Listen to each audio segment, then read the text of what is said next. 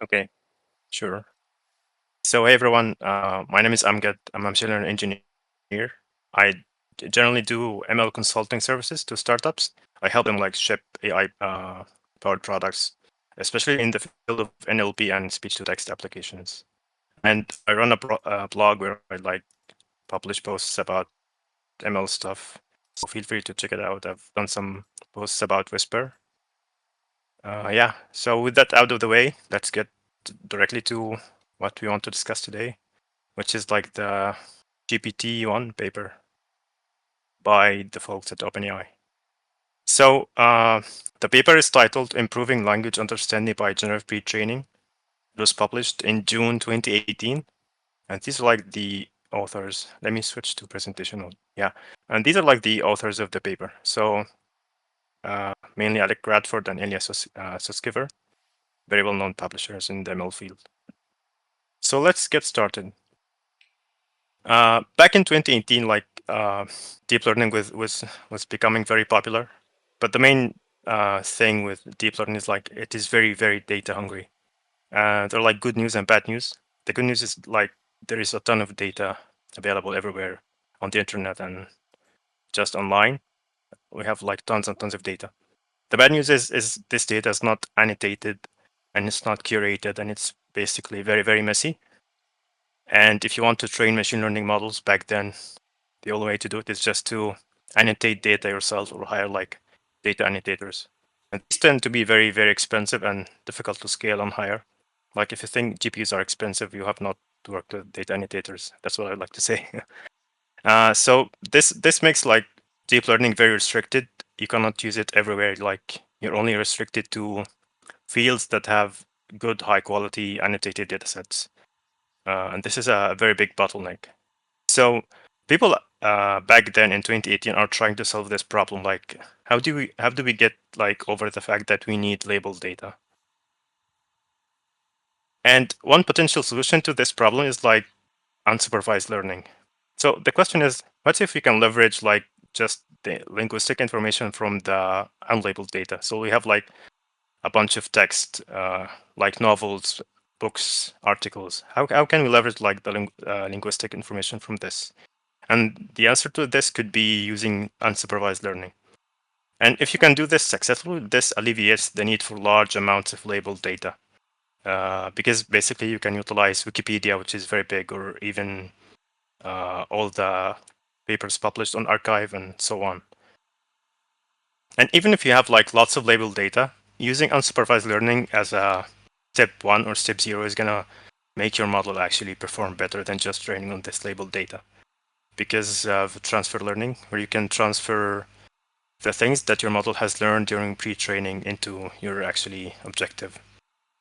And a good evidence of this is back in 2017 and 20, or even a bit before 2017, is like people have been using pre-trained word embeddings, so things like wave-to-vec, glove, fast text, to achieve a very good performance on many tasks like classification and machine learning. Machine translation. So this is a good evidence that actually unsupervised learning works, and it's a very good approach. So this is the premise of the paper actually. Like unsupervised learning is very, very promising. So let's talk a bit about word embedding. So the idea behind word embedding is like you want to project words, so just text, into an n-dimensional space. And n is usually 300 or 1000 back then. And this space has a very special property that words that are similar in meaning have very similar products. Very similar vectors. And by similar vectors, I mean with like you can measure similarity by things like cosine similarity, dot product, or like L2 distance. So we can capture similarity between words that don't each other but have similar meanings. For example, the word booking and reservation. Just from the syntax, they are very different words, but they have very similar meanings. We're just booking something. And similarly, the word Adam and SGD. These are like completely different words, but they are both actually like optimizers and user machine learning. So they are very similar, and their vectors are going to be probably similar. The most common implementation of word embeddings like wave-to-vec by Google. This is what popularized the usage of word embedding and then Glove by Stanford and Fast Text by Facebook. And the way these word embedding models are trained is like leveraging co-occurrence between words that have like similar context. For example, similar words tend to occur in similar contexts. Like you would generally find the word Adam associated with learning rate or machine learning. Similarly, SGD is associated with learning rate as well. So you can conclude that these two words are kind of similar. And the way these word embedding are used is that they are like utilized by training ahead. Like, for example, if you want to classify a word as being positive or negative, having a positive sentiment or a negative sentiment, you can train a classification head on top of the frozen embeddings. So you use the word embeddings like as a fixed feature input features, just frozen things without training the word embedding themselves.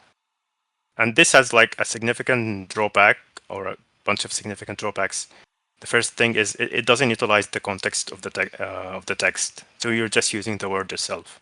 And some words, even the same word can have very different meanings depending on the context. For example, the river bank, like the Amazon Bank or the Nile Bank, is different from the HSBC Bank or like the JP Morgan Bank, even though these are the exact same words.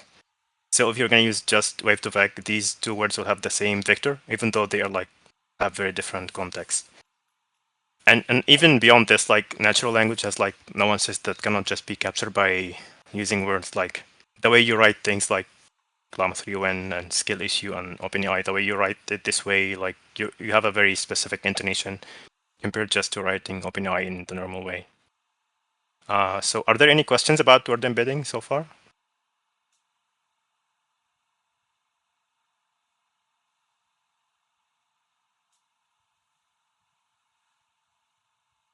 Someone says in the chat, nope. I cannot read the chat, so if just someone can say this I think using their I microphone, don't that'd be seem to have great. any questions. I think Sean said no. But if anyone has any questions, you can maybe drop it in the chat, and then I can just surface them as and when. But it seems I Yeah, think everyone's that would okay be with it great. for now. Yeah, I'll keep an eye on the chat for you. Yeah, they're great. Yeah, thank you. That's appreciated. So this was word embedding. The main limitation or drawback is like you cannot use context. So can we go beyond word embedding? Like word embeddings are very like too local. We need something that's more global that can capture the higher level semantics. But this also has its complications. Like how do you leverage more than word level information from unlabeled text? You're gonna have like some questions that you need to answer. First is like which objective should you use while training? Do you want to use language modeling or machine translation or like discourse coherence or something else? And like in 2024 right now, we definitely know the answer. Like language modeling works very well because this is what we've been using for the past 3 years. But back then in 2017 and 2018, this was not very clear. Like for example, this paper came out before BERT, and even the original machine learning, the original transformer paper, attention is all you need, used machine translation. So back then, this definitely was not very obvious to people. The second question is how should we transfer these embeddings like to the target task? There are like a bunch of ways to do this. Do you wanna modify the model architecture? Like each task is gonna require each specific modification to the model itself. This is one approach, and this like requires very deep knowledge of model architecture and like being just a wizard to modify the architecture. The second approach is like to use a specific recipe or schema to do transfer learning, and a very popular example of this is ULMFiT by Jeremy Howard and Sebastian Ruder, and we're going to cover this in the next two slides, I think. The third option is also you can add like an auxiliary learning objective during pre-training. So while you're pre-training on language modeling, you can have an auxiliary learning objective like machine translation or discourse coherence. So these are like some of the approaches you might want to take when you are deciding on the target task. So all these questions may just going beyond word embedding, not so straightforward, and they made it like difficult to utilize semi-supervised learning or unsupervised pre-training. So let's take a look at ULMFiT and how they did this. So this is a paper titled Universal Language Model Fine-Tuning for Text Classification. So their objective is text classification, but they want to also build a universal language model. And this is a very seminal work in NLP. It's a very well-known paper and it has a big impact. So the question they are trying to answer is, or the question they are raising is, and instead of just utilizing the word embeddings, like you're going to have a classifier, you're going to have an embedding layer and a classification layer. And the old way of doing this, you're going to use the embedding layer from wave to vec, and you are going to randomly initialize the classification head. So they are asking, why not just have a good initialization point for all the layers, not just the embedding layer? And their answer to this question is an approach called ULMFiT, and it is a 3-step recipe for like state-of-the-art text classification back then. So we have like 3 steps. First step is like to train the language model on general domain data, and we call this pre-training on large corpus these days. So you just train your language model on a very big corpus like Wikitext, and this was big back then, but it's probably small now. You can do pre-training on like 15 trillion tokens of data if you are like a big organization like Meta, for example, or even more. So this is like the first step. The second step is you do fine-tune the language model on your target data. And you keep doing language modeling in this step. So this is kind of like similar to what we call continued pre-training on target domain.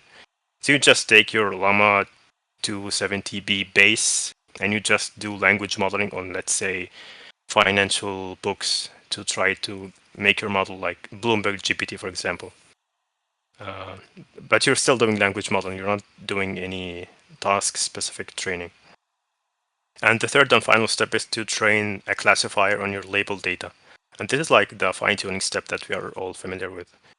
So if you want to, like, let's say you want to classify Amazon reviews as being positive, neutral, or negative, you're just gonna get maybe 1,000 reviews and the label for each review, and just train the model in a supervised fashion. And this was a very good paper, and it was very influential and made a big buzz in the ML field. But this paper was released in 2018, but it did not mention the word transformer at all. Like, they did not even reference the paper. The architecture of the model used was an RNN-based model. I think it was an LSTM. So no transformers at all. And this is kind of a big gap in this work that GPT folks are going to fill. Otherwise, this paper would have been like a very, very good paper. It still is a good paper. So that was ULMFiT. So let's talk a bit about GPT, the thing that we want to talk about today. So GPT stands for Generative Pre-trained Transformer, and the keyword here is transformer. It was developed by OpenAI, by these awesome folks, and it was actually one of the first things that made OpenAI like a popular organization in the ML field. And the whole premise is to use semi-supervised approach for NLU tasks, natural language understanding tasks. So the goal is to learn a universal representation that transfers very well to other downstream tasks. So basically have a good starting point instead of like starting from scratch every single time. And their approach is basically 2-step. The first step is to do unsupervised pre-training and then supervised fine-tuning. And this is kind of like where the word semi-supervised comes from. Like you have a mixture of unsupervised training and supervised training. And their architecture is transformers, of course, because we have GPUs and GPUs love transformers. So that's a good thing. So to do this approach, you're going to need 2 things. The first thing is like a very big corpus of unlabeled text. And then the second thing is like a data set that is annotated, that is like ready to use for supervised fine-tuning. Or you could have multiple data sets if you want to train your model for several tasks. But the good news is your target tasks do not need to be in the same domain as like the unlabeled text. So for example, if let's say you want to train on financial task like you're going to give the model some information about a stock and ask it about how it performs, whether you should buy or sell. So like a financial classifier. Actually, you can pre-train on just like normal general data. Like you can pre-train on a corpus from the internet and then just fine-tune on your desired tasks. Like your unlabeled corpus does not need to be in the same domain as the your objective. And this is good news because we have a lot of general purpose text that we can use for pre-training, while obtaining very domain-specific corpus is more involved. And a very minor note here is like the name can be misleading in this work. Like the word generative here mainly refers to like the pre-training step.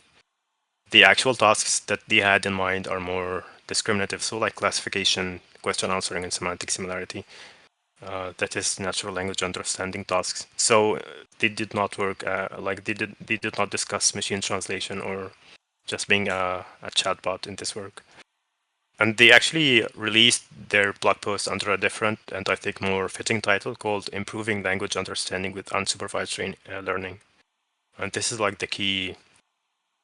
This is the key idea here, like unsupervised learning. And this is a very nice blog post on their blog. So now we have discussed ULMFiT and GPT. Let's also discuss some of the other related work in this domain. So let's first start with like semi-supervised learning. The work GPT falls under this domain, and back then this was becoming very popular, like sequence labeling, text classification tasks. People were doing semi-supervised learning for these, and you have like different levels for this approach. So like the first and basic level is just using statistics, language statistics to get the features, like use bag of words, TF, IDF, and all these cool classical machine learning stuff. You can use them as input features and just train a classifier on top of this. But that's not very helpful because like two words that are different in syntax but are similar in semantics are going to have very different features. So it makes it a bit, the model is a bit limited. The second step is to use the word embedding like we discussed previously. And this approach allows you to capture the semantics, but it's also very limited in that it's based on words. We're not capturing the higher level semantics. The third level is like sequence embeddings. So instead of just using the word to get the embedding, you are gonna utilize the entire sequence. So like the sentence or the paragraph, get the embedding. And this actually allows us to utilize the context to understand like the high level semantics of the text.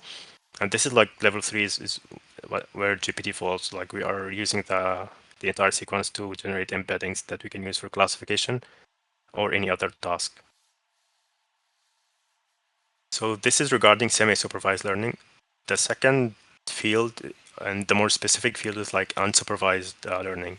So it's a special case of semi-supervised learning, and these terminologies can be confusing, I know. But the goal is like to find a good initial starting point instead of just going directly to do supervised learning objective. This is a typo, probably. So the early works explored the early works in unsupervised learning was actually used in vision, in image classification. So for example, you can use a ResNet that was trained to classify ImageNet. You can take the backbone, the ResNet as a backbone, and then do like segmentation or just try to detect pneumonia in chest X-rays. And this is a very good starting point. Even though ResNet even though ImageNet is just classifying images as being cats or dogs or humans or horses. So it's more of a general purpose dataset, but you learn a very good representation that can be used in your downstream task. And in the field of vision, this actually proved to be quite well. Because people have found out that pre-training acts as a regularization scheme. Your model tends to have better generalization if you pre-train it on a very large corpus. And the authors mentioned in the paper that the closest line of work to their work is actually what we covered so far, the ULMFiT by Howard and Ruder, and also another work by Dye et al. But I did not go into I did not go in detail into this work. However, the main drawback of these two works and everything else, almost everything else back then, is like they are using RNNs, and we know that by 2018, like transformer reigns supreme because we have GPUs, so we can train transformers more efficiently, and also RNNs have like they are limited in their ability to process large context because of like the gradient vanishing problems and so on. So this is like the most common approach back then. Another approach is also to use the hidden representation from a pre-trained language model or machine translation model as auxiliary features while training your model. So you can have, let's say you have a machine learning model. You're gonna get the representations or like the hidden state of this model, and then just give it to your classifier as like additional features. And as you can imagine, this involves like a substantial amount of work and new parameters for each task. So this is not very universal. So any questions so far before we actually go in detail into the approach? I think that was a question from Sux. Did Alex use GPUs? And whether transformers were AlexNet? the first ones to use the GPUs? I think he just put it in the chat. Yeah, but Uh, I think yeah. Were transformers like some of the yeah, first few models to AlexNet, use yeah. GPUs? Yeah, AlexNet did definitely use GPUs, but back then I think they were writing CUDA code. I think Alex Grzewski was the person doing the GPU programming stuff himself. So yeah, I think AlexNet did definitely use GPUs, if I remember correctly. Yes. Okay. Cool. Oh, seems like they did. Okay. I would just Great. surface if Uh, anyone else has any other questions, but I think it should be good for now. yeah. So someone say according to papers with code, they did. Yeah, I think they did use GPUs. So let's go into details about the GPT approach. So we have two steps. The first step is unsupervised pre-training. So basically, the goal is to train a high-capacity language model on a large corpus of text. The training objective here is language modeling. That is, given a sequence of tokens, try to correctly predict the next token. So let's say the cat sat on D. You're trying to predict the next token, which I think should be the mat. So this is basically language modeling. The loss function they used is negative log likelihood. It's also called cross entropy. Basically, this equation, the negative log likelihood of the correct label. And you do this over a very important note here is you do this over the entire sequence. So if you have a sentence that said the cat sat on the mat, you do this over every single token in this sentence, and this is very important. So you are training on your entire input, your entire corpus, not just the last token. So the architecture is like a transformer, a multi-layer transformer, but they are using the decoder only. They are not using the encoder. So, and the difference between the encoder and the decoder, I think, can be summarized to like how you do attention. So in encoders, every token has access to every other token, but in decoders, every token has access only to the tokens that came before it. So you only have one directional attention. I think it's also called uh, left to right attention or right to left, or like you only have attention in right direction. And basically, the transformer architecture applies like multi-headed masked self-attention operation over the input tokens, and then this is followed by a position-wise feed-forward layer. And you keep doing this for like n, where n is the number of transformer layers, and then you just generate an output distribution over the vocabulary. So let's take this into more detail. You have your input text that has been tokenized into tokens, and these tokens have been encoded. So you have like the token integer or token ID. So it's a number. So you take this number and you pass it through the embedding layer, the token embedding layer, also called the semantic embedding layer. And you get a vector for this token. And you also get the positional embedding for this token. You sum these up like just vector addition. and you get your input to the first transformer block, which is H0. So just the positional embedding and the token embedding added together, and you get your input H0. And then you take H0 and pass it to each block, each transformer block. And the output of the first block is going to be the input to the second block, and so on. And this is what this equation says. And at the end, once you've done going through all these blocks, we're going to go to the output layer, which is actually a reverse embedding. So you have a vector, but you want to go back to a token, or like I should say, a probability distribution over all the tokens. And once you have this distribution, you just pass it through a softmax to get actual probabilities that sum up to 1, instead of just logits or scores. And I think we've covered the transformer paper, so I think people are familiar with this, but if you have questions, please go ahead. A small remark about this is that we use tied input and output token embedding, so the embedding layer in this step is the same as the one used at the final step.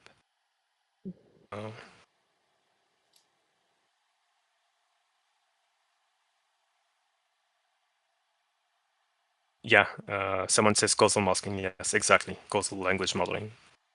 So the second step is supervised fine-tuning. So the goal of this step is to adapt the parameters of the pre-trained model to your supervised target task. And for this, we need a label dataset where each instance is a pair of, like, you have a sequence of input tokens and the label. So for example, an input sequence could be this product is very bad, and your label could be like a negative sentiment. So the inputs are passed through the pre-trained model to obtain the final transformer blocks activation. So if you go back a bit, you take your input sequence and pass it through this same transformer and get the output of the final token. And then you compare this to your label. So you're gonna get the hidden representation of the last encoder layer at the M token, where M is like the final token, the input sequence. And you just pass this through your classification head or whatever head you're using.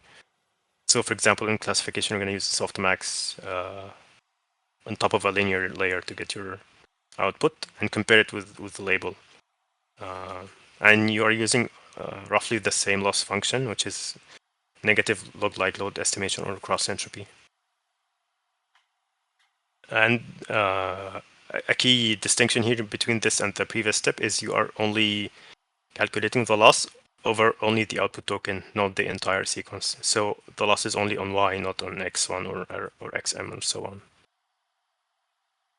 So the only extra parameters you need for this is your classification head. So for example, WY if you're trying to do classification, the parameter metrics of the matrix of the parameters of the output layer, and also embeddings if you're adding new tokens. And we're going to see this in a bit. Something they also experimented with is auxiliary training objective. So they also use language modeling as an auxiliary objective in fine-tuning. So not just this classification, but also language modeling. And they say this helped them by improving the generalization of the supervised model and accelerating convergence. They also say this is in line with prior work, who also observed better performance when using auxiliary objective. And the way you do this is your loss function is now a sum of multiple loss functions, where one loss function is this one, the classification loss function, and also you have the language modeling loss function with a certain weight, like lambda here is like a weight, and lambda could be, for example, 0.5 or 0.3. So you have like a summation of multiple losses. And a small note from myself here. I'm not sure if auxiliary objectives are popular today. I think people just do supervised fine-tuning without an auxiliary objective. That's just my take. So any questions so far? I think the chat seems to not have any questions, so maybe we can just continue for now. Sure. So now we have covered the approach, the basic two steps. You will now get a very good, let's say, classifier, because you have done unsupervised pre-training and supervised fine-tuning on classifiers. But GPT-1 is actually trying to be it's trying to be a more of a universal model than just a classifier. So they are trying to handle multiple tasks like classification, entailment, semantic similarity, and answering multiple choice questions. And these are all, as you can see, discriminative tasks rather than generative tasks, as we discussed before. So for tasks like classification, this is very easy. You can do what we have covered so far, just add the head on top and do the classification. But other tasks have like different structured inputs and outputs. So for example, text entailment has ordered sentence pairs. MCQs have a question with multiple answers, and so on. So each task has its own specific structure. And the way people have dealt with this previously is like just learn a specific architecture for each task on top of your model, and this defeats the whole purpose of the GPT work. Like, we're trying to do something that's global, general, and a general purpose model, rather than having multiple task-specific architectures. So instead of using this approach, they opted to use a different approach where they convert the structured inputs into like just tokens. So they are trying to create a multitask format, and this is similar to like what people have used in feature work like T5 and Whisper, where basically you're trying to model different tasks just using tokens and special tokens. These input transformations allows us to use like the same architecture for different tasks, so you don't need to do a lot of modification. And we're gonna go into details in the next slide. So for example, let's take textual entailment. This task involves reading a pair of sentences and judging the relationship between them. So the relationship could be one of entailment, contradiction, or neutral. And a small note is that this task is still challenging because your model needs to have good understanding and reasoning of the language, because it can be confusing sometimes. So you have your premise and you have your hypothesis, and you're trying to classify or try to predict the relationship as being entailment, contradiction, or neutral. So the way to do this is just to concatenate the premise and the hypothesis. So this could be a sentence and this could be a sentence. You just concatenate them and add a special delimiter token in between them. And obviously you add your start token at the beginning and your end token at the end. And just try to train a classifier on top of this. And your classifier should classify this sequence of input tokens as one of entailment, contradiction, or neutral. So this has become just a classification task by just doing transformation. The second task they cover is semantic similarity, and I think this is very popular nowadays because of retrieval, augmented generation, and embeddings in general. So all this cool RAG stuff. So this task is about predicting how semantically similar two sentences are, and semantic similarity just means how close in meaning they are. Do they talk about the same thing? Do they mean the same thing? Do they have similar meaning or not? And again, this can be challenging because you can have two paragraphs that have very different usage of words, but they convey the same meaning. So this can be challenging if your model is not smart enough. And one note about this task is there is no inherent ordering of the sentences. So you can just, there is no sentence A, sentence B. You just have two sentences. Unlike, for example, in the entailment, you have a very specific order, like you have a distinction between the premise and the hypothesis. But here you have just two random sentences.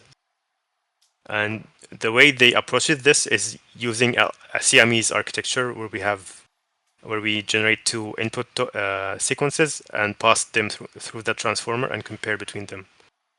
So basically, Siamese architecture is a fancy way of saying that we are using the same model twice, or two identical versions of the model. So you get your first sentence and second sentence, and then concatenate them and add your special tokens, and you pass them through the transformer, and you get some vector at the end. And also you do the same thing, but you reverse the order of that sentences. So you get the second input sequence, pass it to the transformer, and you get your vector. So basically, at the end, you're gonna have two vectors. You just add them, do vector addition on top of them, and then you just add a head on top of the output vector. So you just multiply the vector by some layer, a linear layer, for example, that has parameters w, and you get your output. And for example, if you're doing like if you're just interested in knowing whether these sentences are similar or not similar, so you have only two labels, you can train a classifier. If maybe you're interested in having like more of like a scale of similarity, like from 0 to 10, you can train a regressor on top of this. So that's very cool. We're still using the same architecture, by the way, just the transformer here. We're not modifying it. We're just being smart about how to approach this task. You can extend this to do question answering. So let's say you have a question and you have 4 choices. Or let's say you have a document, you have a question about the document, and you have 4 potential answers to this document, and you want your model to pick one answer of these. So the way to do this is you take your document or context and add the question, and then add the first answer, and then you get your first input sequence, and you pass this to the transformer. And similarly, you get your context or document and add the question and add the second answer, and make this into a sequence and give it to the transformer. And you do this for all the answers, and then you just compare between the scores the model gives to each of these potential answers.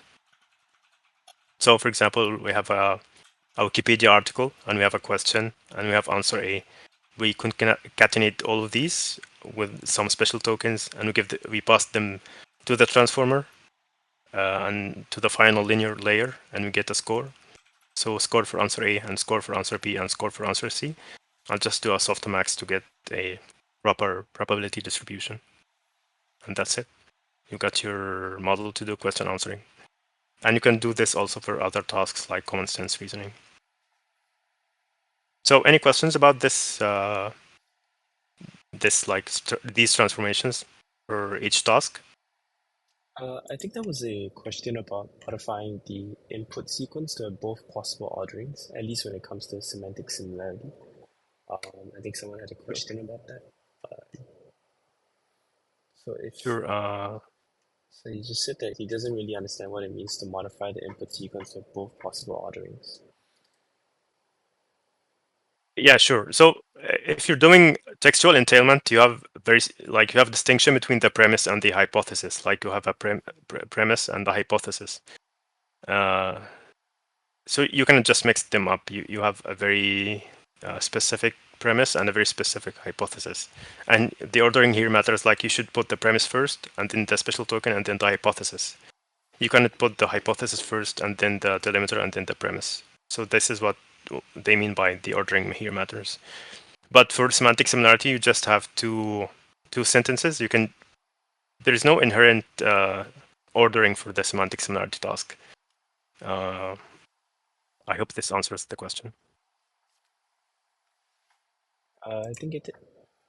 He said, "I see. Thanks." So I think probably that's about it. I don't see any other questions. Oh, he said that does it also combat things like positional biases and transformers by switching the order of the sentences itself and evaluating the permutations? Exactly. I think this is like one of the motivations they did this. Like, they want to say there is no inherent order for this task, so maybe the transformer will just have a bias. So let's try both ways. Like, let's give it the first sentence and then the second, and let's give it the other way around. To like get over the positional bias, because I think for some models, they pay more attention to the last few tokens in the input, and they disregard the earlier tokens. This tends to happen sometimes. Yes, I think this the good way to think about this. Awesome. I think I don't see any other questions in the chat, so I can just surface them as and when they come. So I think we should be good for now, by the looks of it. Sure. Sure. So that was like the whole approach. We can now discuss some details about the training. And back then, OpenAI actually did release info about their training and models. They don't do this now, unfortunately. Uh-huh.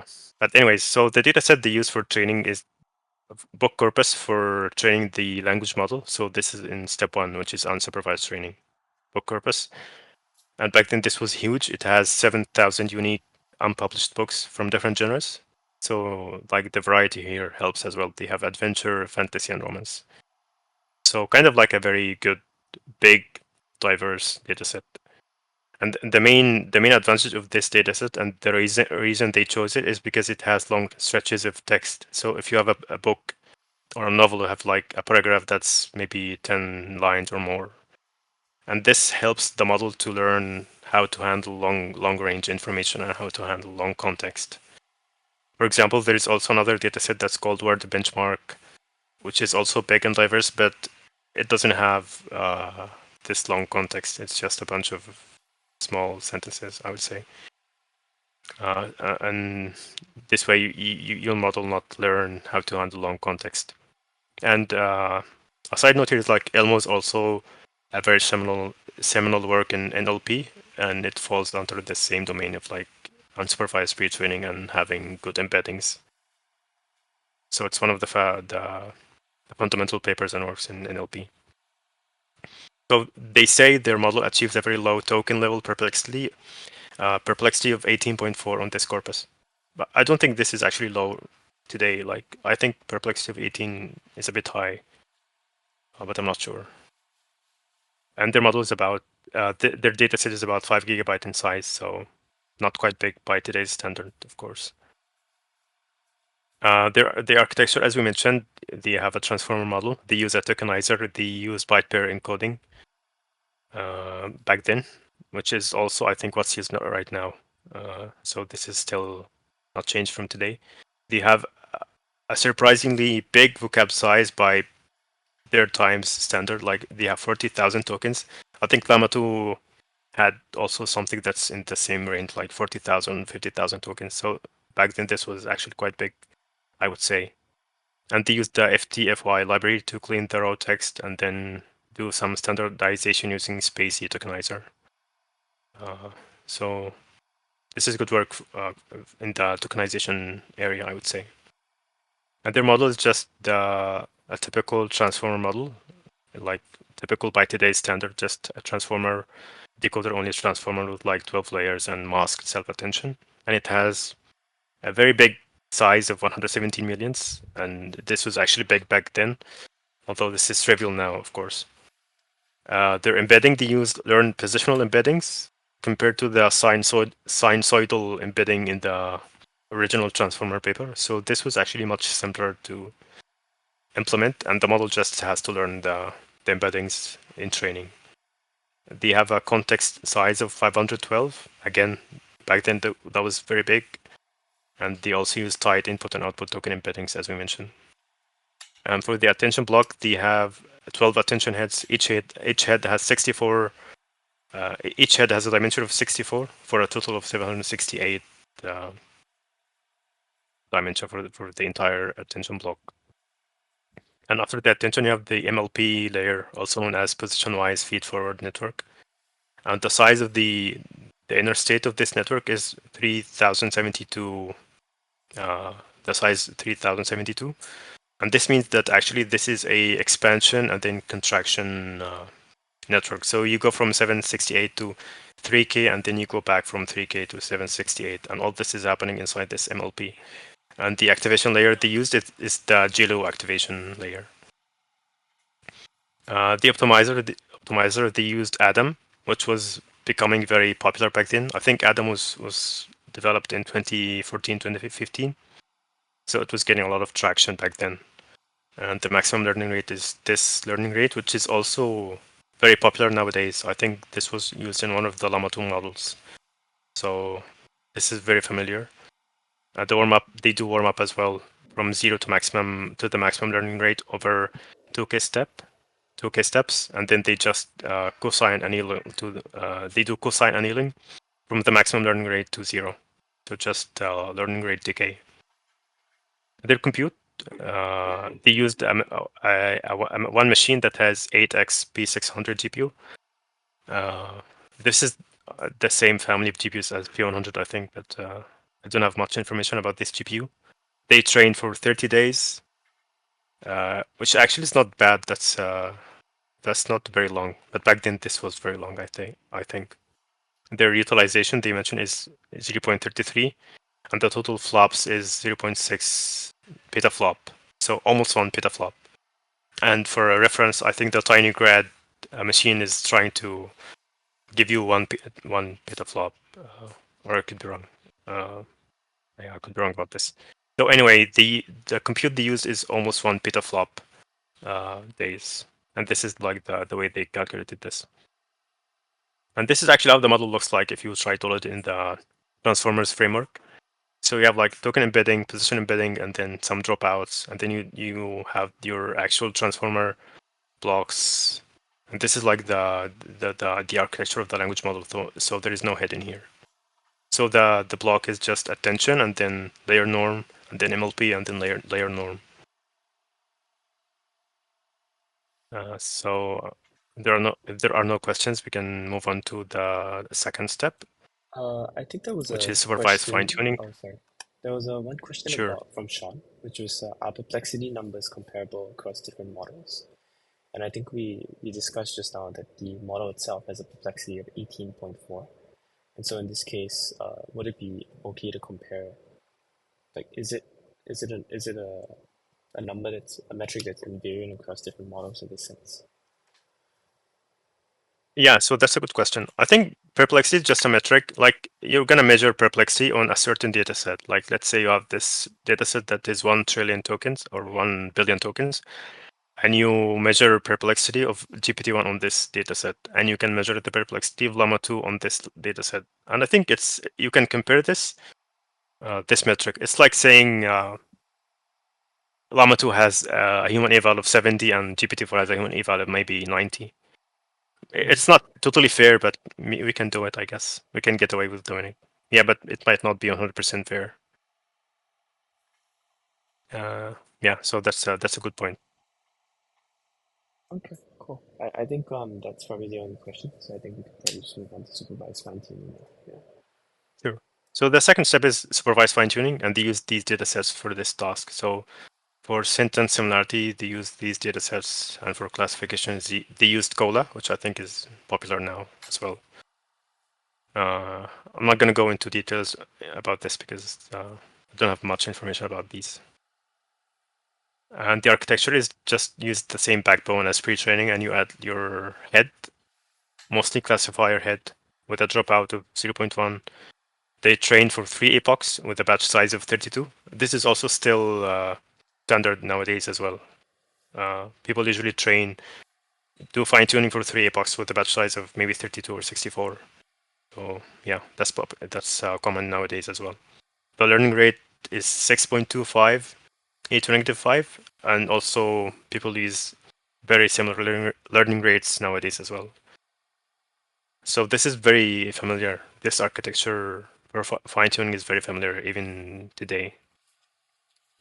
And they also use learning rate decay with a warm up. And when they use the auxiliary language, the auxiliary objective, they used a lambda of 0.5. So the weight of the auxiliary language modeling objective was 0.5. But this is not popular nowadays. Most people don't do this. Any question about this Mm, I think it should be before we okay. go to the benchmarks? Yeah, the chat. There's no questions in the chat, so I think maybe we can just move on to the benchmarks. Yeah.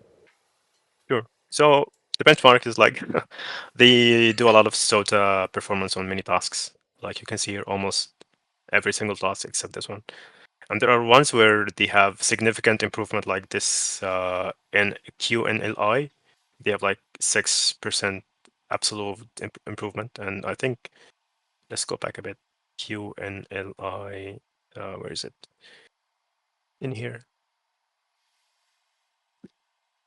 Uh, I think the QNLI is more of a natural language understanding where it requires reasoning, and this is where they make the most improvement, I think.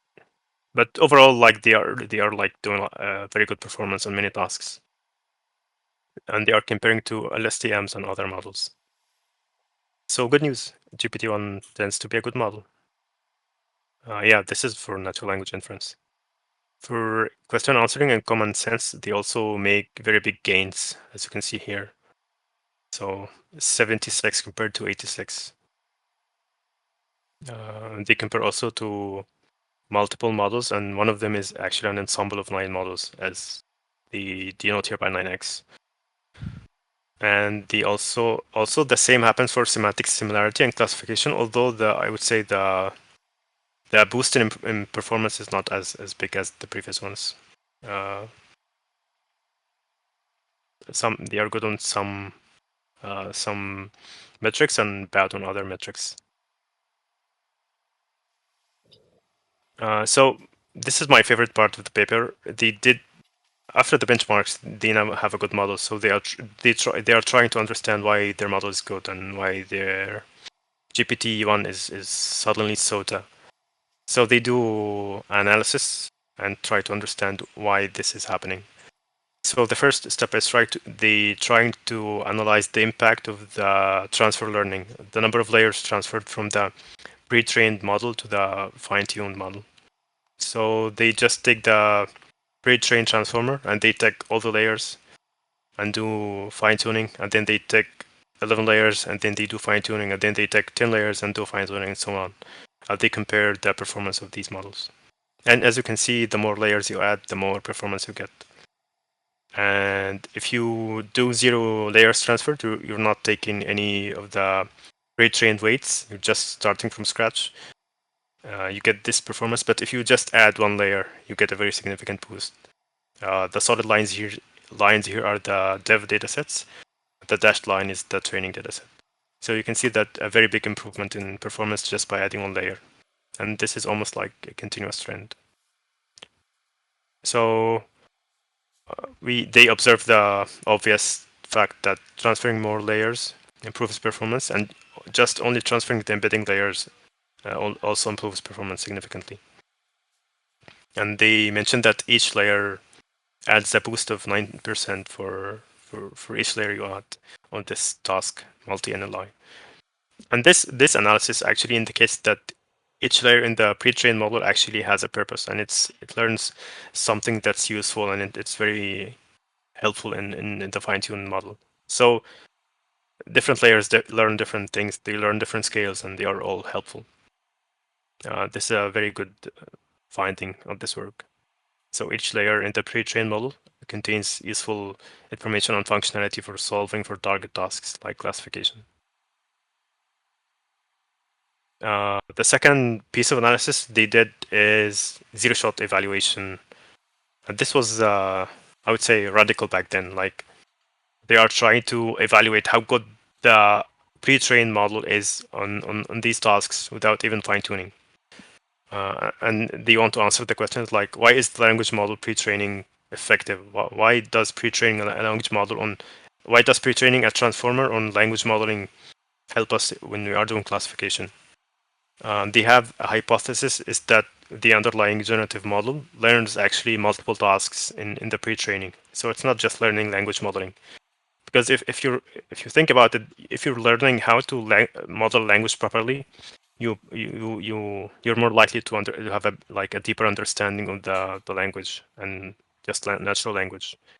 Like if you're, for example, if you speak only English and French, uh, and you cannot speak, let's say, Spanish, you won't be able to do classifications in Spanish. But if you speak English and you speak French, you probably have the understanding to do these tasks. So this is something cool and something to think about a bit. Another thing is like attention is very helpful. Like transformers show very big improvement compared to LSTMs, or that's what they are hypothesizing about and what they are trying to test. So to test these two hypotheses, they designed a series of heuristics. They basically tried to evaluate the pre-trained model on these tasks before doing the supervised fine-tuning.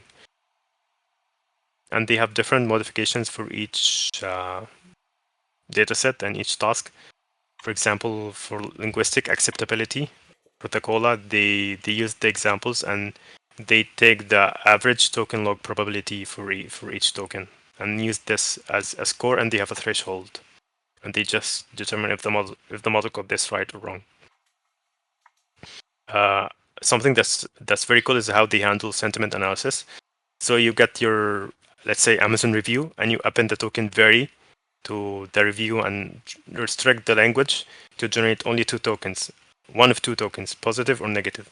And you see which token has the higher score or higher probability, and this is the prediction of the model on this sentiment or this paragraph. So just restrict the language model prediction to these two tokens and see which one is higher. This is actually very cool. It's kind of like similar to constrained grammar and constrained output. Another example is question answering. So for each answer, as you said, concatenate the document, question, and answer in the input, and you average the token log probability of just the answer, and use this as the score for this answer, and do this for multiple answers, and just pick the one with the highest score. And for Winograd schemas, for this task, you have, let's say, you have a sentence that says the city councilman refused the demonstrators a permit because they advocated violence. So the goal here is to find this word they. What does it refer to? Does it refer to the demonstrators or the city councilman? This is what they mean by Winograd schema, and I think it's a very popular task. So the way they do this is they take this word they and replace it with the two possible answers. In this case, councilmen and demonstrators. So you have example A, you use the word councilmen, and example B, use the word demonstrators, and just average the token probability of what comes after this word. And then you just take the one with the higher probability score.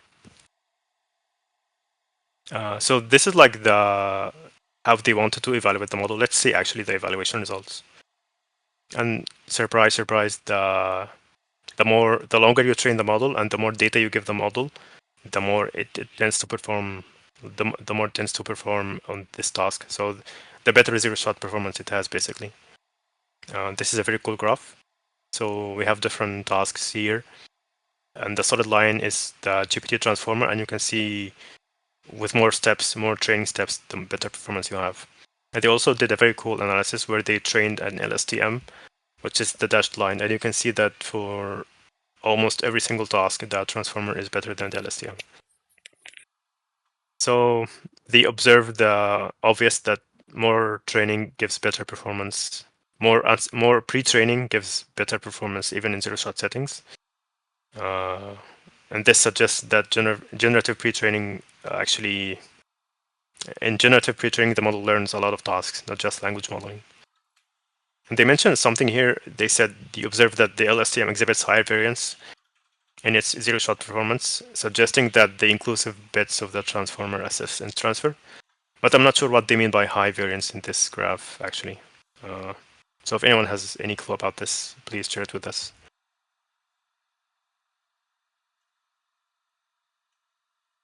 Yeah, it's better to listen to D1, and GPUs are all we need.